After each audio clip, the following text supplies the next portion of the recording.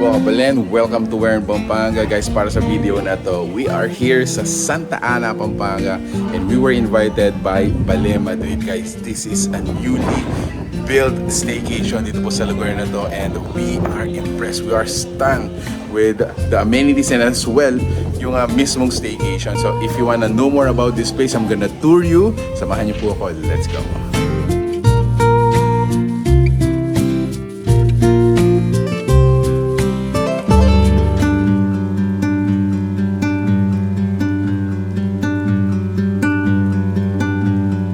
Isa sa mga highlight amenity ng Bale Madrid is itong master's bedroom. Para sa akin guys, napakaganda nito. You're gonna feel like you're really pampered. It's fit for a king. Parang ganyan, no?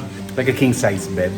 Meron din tayo ditong LCD TV. At eto pa guys, samahan niyo ako. So pupunta tayo dito sa section na to. And look at this. So this is your bathtub. Ayun yung kanyang shower. And if we move forward, nandito rin yung kanyang toilet and bath, yung ating lavatory. Napakaganda. Solid. Connecting siya ulit dito. So we're gonna open this. Ayan, pabalik siya ng ating bedroom. There you go. It circles back and you're gonna be mesmerized by this room.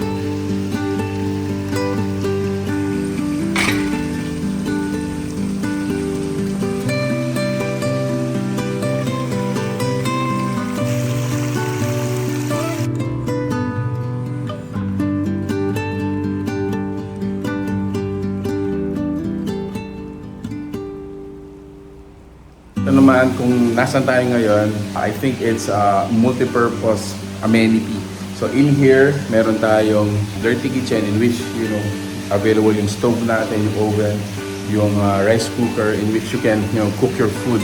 And then meron tayo dito ang maliit na dining table and chair, good for 4. Ito naman yung kanilang, kumbaga, common CR, shower area, and yung toilet. Eto dito. Wow, this is our dinner. We are getting ready. Hello. Dinner. Ay, grabe. Dinner.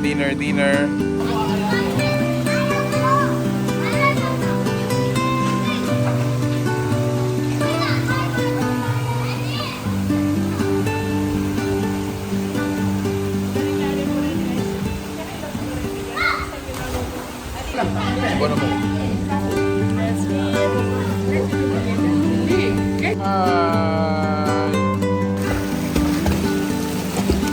Oh!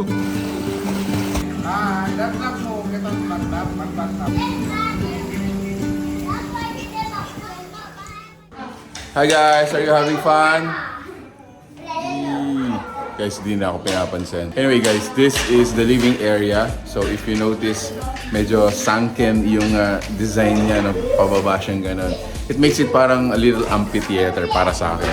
Now at the back, ayan guys, ito yung ating dining area, yung indoor kitchen, and then just quick cleaning of dishes. Meron din doon secret door for toilet and bath. Now, sa likod ko naman dito is the sleeping area. So dito yung sleeping area natin. It has 2 levels. Ayan, pakita natin sa video na to.